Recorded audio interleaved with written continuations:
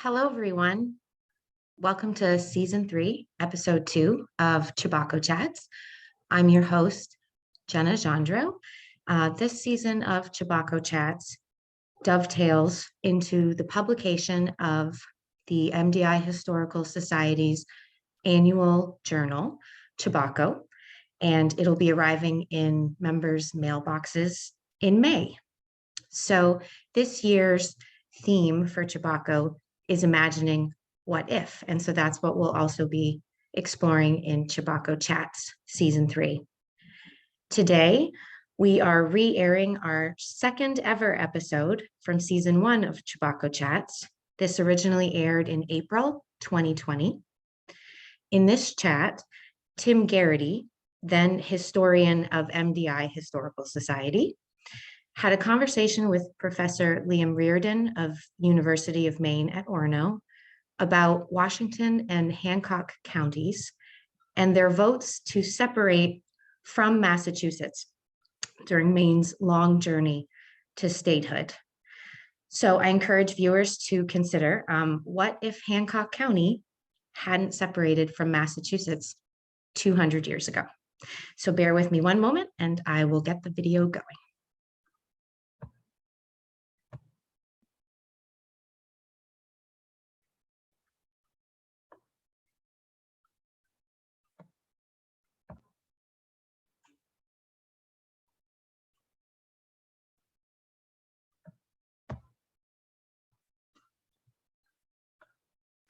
Well, good afternoon, everyone. I'm Tim Garrity. I'm the historian for Mount Desert Island Historical Society, and I'm joined by Professor Liam Riordan, Professor of History at the University of Maine. We're talking about his article in the forthcoming issue of Chebacco. It's titled Mount Desert Island and the Long Struggle for Maine Statehood. This article is on its way to you by mail if you're a member of the Mount Desert Island Historical Society. We received the latest issue. We're pretty excited about it and happy to have this time with Liam to have this discussion and learn about Maine statehood and how it came about. And Liam, I'm going to start by asking you to read us a passage from your article, Mount Desert Island and the Long Struggle for Maine Statehood. Great, thanks Tim. I am happy to have been invited to write for the journal and also to be part of this discussion today. The quote I'm going to read is from the opening of my essay, but I need to set it up just a little bit before I start reading. So in the title, I talk about the long struggle for Maine statehood. And I sort of begin by saying this is a puzzle to a lot of people in Maine because we sort of assume statehood would have happened very quickly, right? If you had the choice to separate from Massachusetts, most Mainers today would say, yes, I'll do it right away. So we sort of think that's what they would have thought back in the statehood era as well. But it actually takes 6 votes, 6 separate elections from 1792 to 1819 before that separation happens, before a large enough majority has voted in favor of separation. So in doing some of my research on the early part of this process, I ran across a kind of I was sort of thinking about, well, what does separation, statehood mean for MDI in particular, but also just east of the Penobscot River.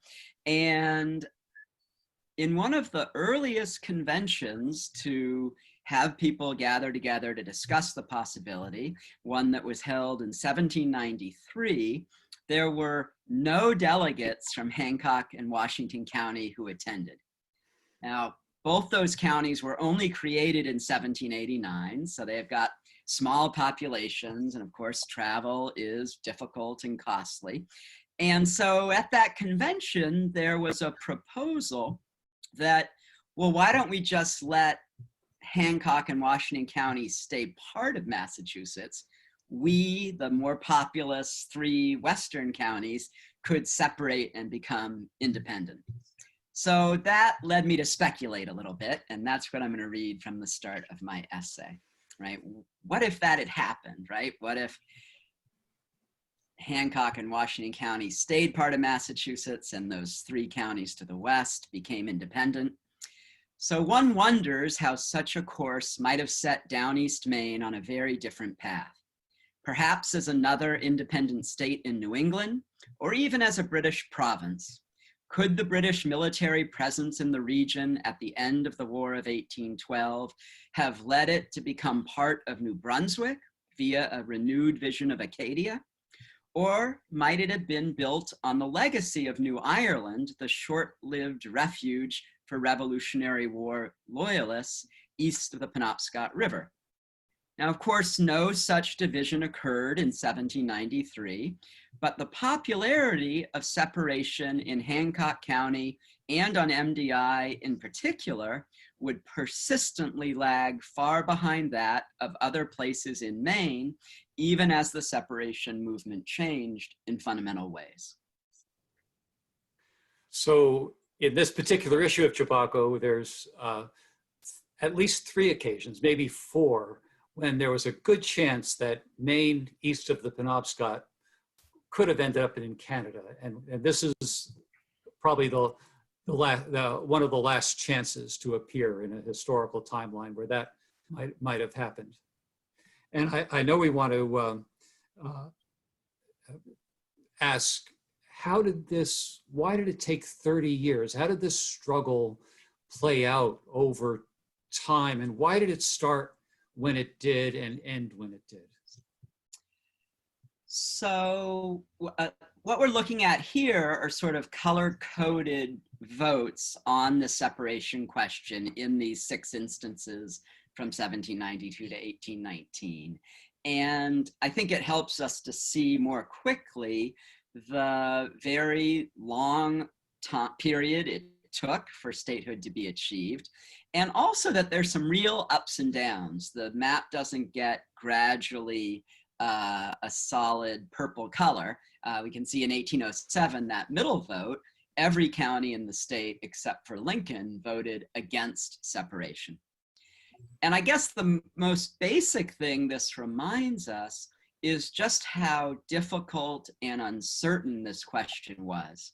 And so what I often suggest is it's sort of similar to Brexit today, right? There's a lot of controversy and a lot of uncertainty about what it will mean when Great Britain now separates from the European Union. And I think there were a lot of similar fears in this early period of Maine history that only get finalized in that vote in July of 1819, when every single county has a majority in favor of independence. Well, what's interesting from an MDI perspective is that Hancock County, which you see here in lighter purple, had the lowest vote in favor of separation even in 1819. So it does have a majority, it's moved in that direction. But on MDI, the opposition is even more incredible. I grouped a number of towns sort of in the MDI area, and they only vote 20% in favor of independence, even as late as 1819. So we can see on the orange line how much higher the state vote in favor of independence is, and the dramatic way in which MDI lags behind. And for those of our audience who are on Mount Desert Island, or next time you're here, up on Beach Hill Road, you can see the place where that vote took place. It was the Wasgot House, and it's on the road that leads up to Beach Mountain Trailhead.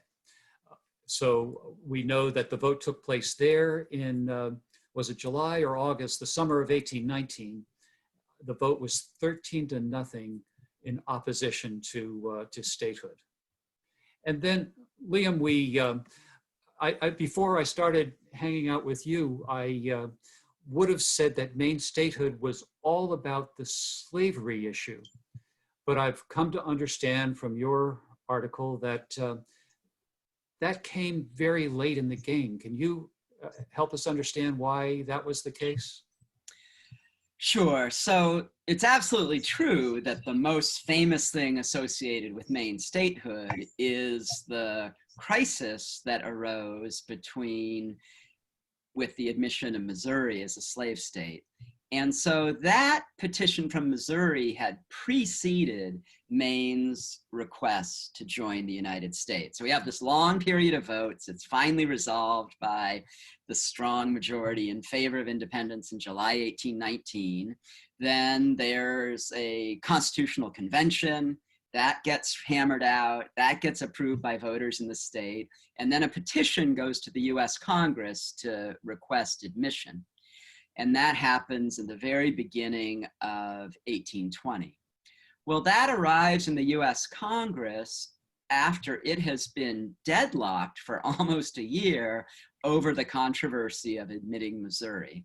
And the House of Representatives had voted to only allow Missouri to become a state if slavery was outlawed there. And that anti-slavery stand by the House of Representatives was blocked by the US Senate. And they refused to dictate the terms on which Missouri would enter. And so that really was the first major crisis in national politics over slavery in US history. There's some discussions of it at the Constitutional Convention, but that wasn't really a public controversy. That was, a discussion among a small number of delegates. So it is a strikingly important moment when this issue is really front and center for the first time in national politics. And at the time, Maine had 7 congressional representatives. Now we only have 2. It just shows how the population has moved away from us. Right.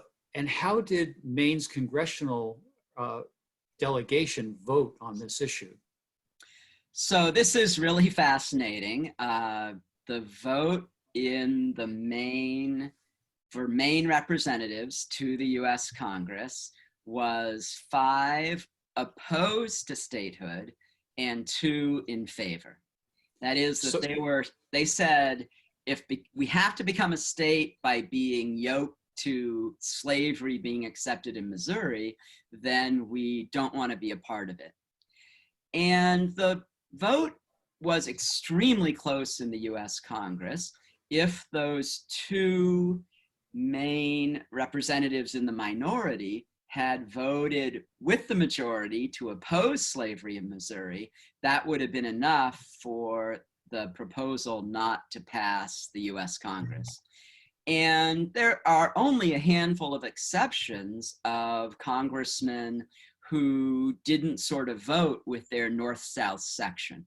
So this is really a significant tipping point, and really was the 2 Maine congressmen who voted in favor of this really shifted the country on a very significant issue. What do you think might have happened if 2 of Maine's congressmen had flipped their vote? Well, I think it is sort of like that, what if Hancock and Washington County had separated, right? This is always one of the sort of fun things in history, but also highly speculative. Of course, we don't really know. But I like to imagine that had this expansion of slavery been tackled more thoroughly in 1820, that we might have had a very different sort of course of US history. It's really right around this point that slavery's expansion to the South is accelerating. And it's only going to grow more powerful with each plantation that opens and each, greater migration of enslaved labor into the deep South. So slavery is only going to grow stronger. And, what we end up having in the Civil War is a, tragic catastrophe of loss of life. If there would have been a way to head that off, or even to have had it occur earlier, I like to think there would have been less loss of life and less bloodshed. Fascinating.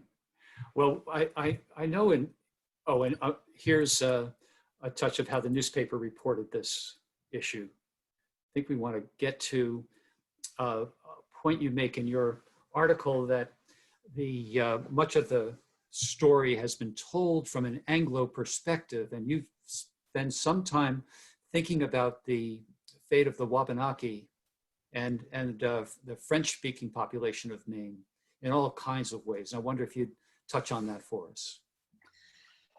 So it obviously is really important that we include a sense of Wabanaki history when we think about this period. And I think this is one of the things that the issue of Chebacco does extraordinarily well, and really has a number of, sort of textual commentaries, but also really impressive photo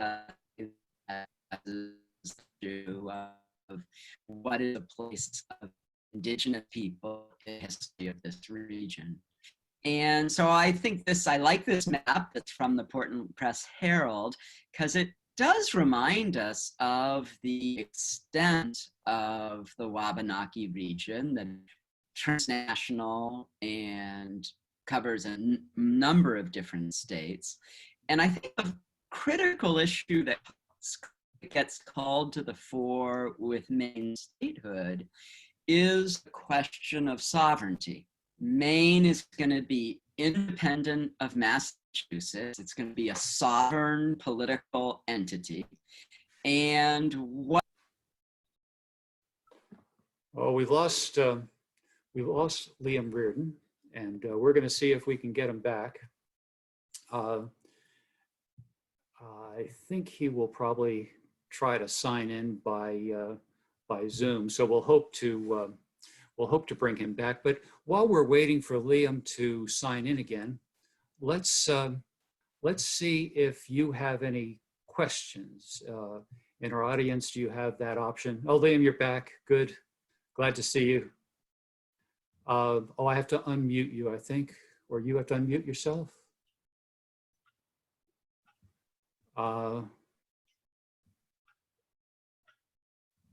Yes. All right. Yeah, here you back. go. Sorry. So glad to see you. I was going to sing and dance. I think we may have. Let's finish up on the Wabanaki and the French, and then let's see what kind of questions are out there. So I'm not quite sure when I cut out there, but this issue of Wabanaki sovereignty and their relationship to the new state of Maine is really an important one. And when we look at the decades after statehood, this really marks an intensification of the dispossession of Wabanaki people. So it's really crucial that we not just celebrate statehood and the independence process. We also have to reflect on the way in which it accelerated the colonization of Maine, much to the loss of Wabanaki people. At the same time, they maintain a connection to, well, particularly the Passamaquoddy and Penobscot, maintain an ongoing and unbroken connection that is recognized in law to their traditional homelands. So this, I think, is really a fascinating issue and a kind of distinctive aspect of Penobscot and Passamaquoddy history when we look at indigenous groups east of the Mississippi in the United States. You also asked about French. What's the significance of Maine statehood for French speakers in what's now the state of Maine? And this also raises a really important issue of how we sort of conceptualize, well, what was the state of Maine in 1820? So the map that's up now is a 1820 map by a terrific Maine surveyor and cartographer named Moses Greenleaf. And it more or less gives us a sense of the state of Maine that we know now, but it just projects those counties kind of going to infinity off to the north. And the northern boundary of the state of Maine will not be firmly established until 1842. And this really leaves French speakers on the St. John River in a state of limbo, sort of unsure of where their place is. And so statehood for people living in the St. John Valley, both in the statehood era, but to some degree today, raises real questions of their feeling of being at the margin of public life in Maine, of not being considered centrally. And all of those votes that I spoke about before on the statehood question were all done by people living in the very southern, coastal, and western parts of the state. So in terms of the voting public, this map of the state of Maine is quite misleading. And we have a question, Liam, from Nat Fenton. He asks, who were the two representatives who voted for separation? So John Holmes of Alfred, Maine is really the leader on this issue. And he has quite voluminous papers that are preserved at the Maine Historical Society. So we really can kind of get inside his head. And one of the things that is, well, kind of fascinating. So you saw those newspapers before. Each of the sides, those congressional votes, explained why they took their stand to the public. And John Holmes wrote one of those letters, and he sent that letter to Thomas Jefferson. He was a Jeffersonian Republican. He was, showing off to the top person in his party. And Jefferson wrote back to Holmes, and that letter to that Jefferson wrote about the Missouri crisis really has some of the most famous language about that event. This is a letter where Jefferson talks about this crisis awakening him like a fire bell in the night. Yeah, and, okay. Jefferson, of course, has this incredible command of language and talks about these things in a really stirring way. But like Holmes, Jefferson supported the expansion of slavery. What awakens him in such fear is not that slavery is expanding, it's that it might be limited in the future by the sort of compromise line that's drawn across the longitude line at the southern boundary of Missouri. And you mentioned the Federalists. Are there parallels between political parties as they were today and as we understand them now? Or I think I understand they're very different. Can you help us understand what the differences are between political parties as they work then and political parties as they operate now? So, I think one helpful way to approach this question is that in Maine history from the statehood era, there is often a lot of attention paid to the difference between people living on the coast and people who lived in the interior. And coastal settlements are more strongly Federalist. That's a conservative, more hierarchical political party of that era. And people who lived in the interior are more often Jeffersonian Republicans. So the Republican success in this era is that they've reached out to the common voter more aggressively and more effectively. And they're really speaking to poorer settlers away from the coast, newer arrivals to the state of Maine. So there is this sort of coastal interior split that not in every case, but that broadly holds true. And I do think there's a rough parallel to our sense of Maine today, where people often talk about Maine being divided into the two Maines, that the two congressional districts have sort of different profiles, although now both with Democrats, that's not always the case. And I guess one of the cautions I always like to add about this is that I do think it's very simplistic to only think about Maine culture as bipolar and with two faces on it. And if we think about some of the examples I've spoken about already, French-speaking people up in the St. John Valley, Wabanaki people, there are more than two Maines, and we really enrich our contemporary world, but also our understanding of statehood by being open to more than just sort of a bipolar vision of Maine in the past and Maine in the present. Well, Liam, I want to ask you about the experience you've had in the last year, because I know you've taken this show on the road to at least 50 different places in Maine to talk about the bicentennial. And you've been a history professor at the University of Maine since 1997, but I have the sense that you really learned a lot in the last year. And I wonder what some of those surprising lessons that you picked up in the course of your travels and discussions with people all around the state.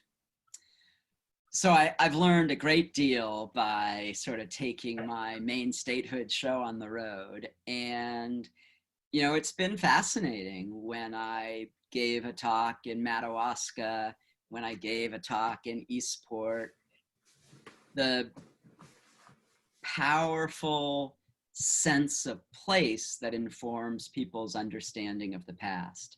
And, you know, I think this is something near and dear to the heart and the mission of any local historical society, a passion for the local, a sense of often genealogical connection to long-term families that are in these places. And I guess the thing that is particularly fascinating to me is how do we sort of harness that love of history and that passion for history at the local level, but also understand it in a broader context where, you know, the very local missions of any given historical society has differences, but also some really important commonalities with the people across the river, the group over the mountain, other places in the state. So that has been a great education for me. And it also, you know, again, really challenges that sense of just a simple two Maine sort of argument. Every town thinks about where these lines are differently. The anecdote I often tell is when I gave a talk in Madawaska, people thanked me for coming from Bangor in southern Maine to, you know, have a conversation with them. You know, and of course people in Bangor don't really think of themselves in southern Maine, but from the perspective of the St. John Valley, that is a very reasonable way to think about where you might draw the lines of the two Maines. Well, now the questions are coming fast and furious by Q&A and by chat, and I'm sure there's some that I can't see on Facebook Live, but let's try a question from Rick Wheeler. He asks, what were the emotional hot button issues that would have made MDI residents opposed to Maine statehood? So this is, of course, the million-dollar question, right? We know that voters in the MDI area never embrace Maine independence, right? Even in 1819, when over 70% of this, what's now will be the state, votes in favor of it, MDI voters are only 20% in favor of this issue. Now, why, of course, is a more challenging question. And I think that one of the profound reasons that people on MDI were hesitant is that they were more concerned about the people who would be the leaders in the new state of Maine than they were about the older political elite that they had lived under in Massachusetts. So, you know, sort of the bully, you know, the tyrant, you know, the status quo might be better than the person that's a little bit closer. And I do, you know, then as now, MDI had a very different sense of itself than the population centers of what would be the state of Maine, you know, Cumberland County, Lincoln County. These were, you know, places that seem very different to lightly settled coastal MDI that had a lot of commerce and connections with Massachusetts. Well, someone asked about the coasting law. That's something that people have people are aware of. Can you explain what that coasting law was, and do you think what effect it might have had? So the coasting law is one of the major factors in the anti-separation argument. And basically the federal law allowed states to trade with other states that they were adjoining without needing to pay any kind of tariff or financial penalty that the states might set up. And Massachusetts has this kind of unusual geography. So if you were a merchant and were exchanging goods from Eastport, you could get all the way to New Jersey before you weren't in a quote unquote adjoining state with Massachusetts. So much of the coast of Maine was tied to the ocean, to shipping, to maritime commerce, that this is a persistent, successful argument for why Maine should stay part of Massachusetts so that it doesn't get penalized by this coasting law. Now, the Jeffersonian Republicans in Maine who are pressing for separation, they realize this is a problem, and they've got national control in Washington, D.C., so they get this law passed, get the coasting law overturned, and they create districts. And that happens in 1818, right before that final successful vote for independence. So that does really demolish the anti-statehood argument in the July 1819 vote. But again, that doesn't matter to voters on MDI, right? They don't really care about the coasting law in a decisive way, it would seem, because they're just as opposed to separation without the coasting law in 1819 as they were in those earlier votes. Well, this time,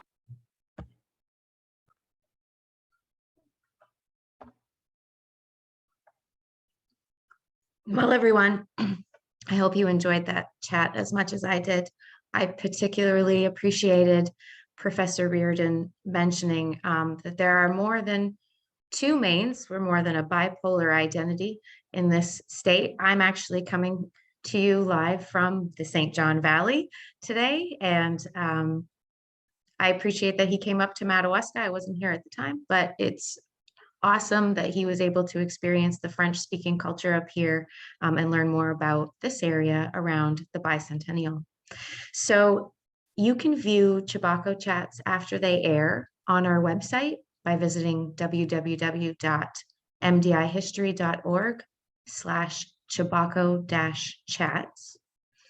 Next week, Thursday at 4:30 again, episode 3 of season 3, we are joined by Betsy Hewitt. She will be here to chat with us about the Eagle Lake Tea House and Lodge.